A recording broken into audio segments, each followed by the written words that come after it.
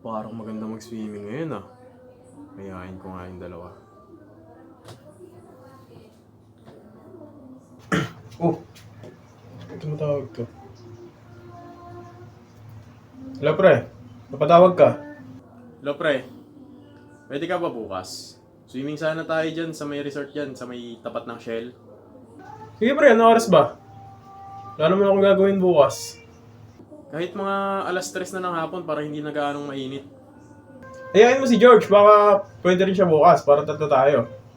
Sige pre, alas 3 ha? Sige. Sige pre.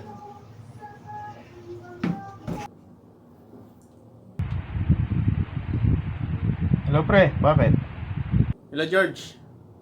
Pwede ka bukas? Sama ka namin ni swimming kami dyan bukas sa resort sa tapat ng Shell. Sige, anong oras ba? Alas 3 ng hapon. Alas 3?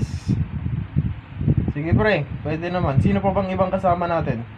Inaya ko na si Ivan, sasama raw. Pwede daw siya bukas eh. Kaya nga inaya kita, tatlo sana tayong magsiswimming bukas. Si Ivan. Sige pre.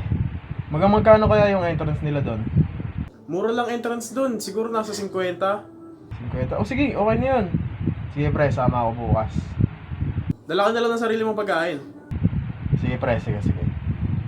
Sige pre, bukas alas 3 ha. Sige pre. Sige pre. The next day. Uy, Evan. Oh, ba't ka nandito? Tawagan mo na si Tin, sabihin mo, ready na tayo. Sige.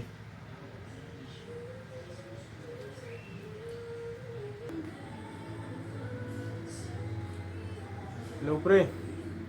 Ano, pre? Andito na si sa bahay. Ready na kami. Tara na. Ay. Sensya na, pre. Di na ako makakasama ngayon. May gagawin pala ako dito sa bahay. Gara naman ang trip mo. Ikaw to nag-aaya, tapos ikaw tong hindi sasama. Kayong dalawa na lang muna ni George, pre. Bahala ka. Kaming dalawa na lang magsiswimming ngayon. Sige. So, anong sabi? Wala tol. Di na rush siya sasama eh. Ha? Sige, pabayaan mo siya. Tara. Tara.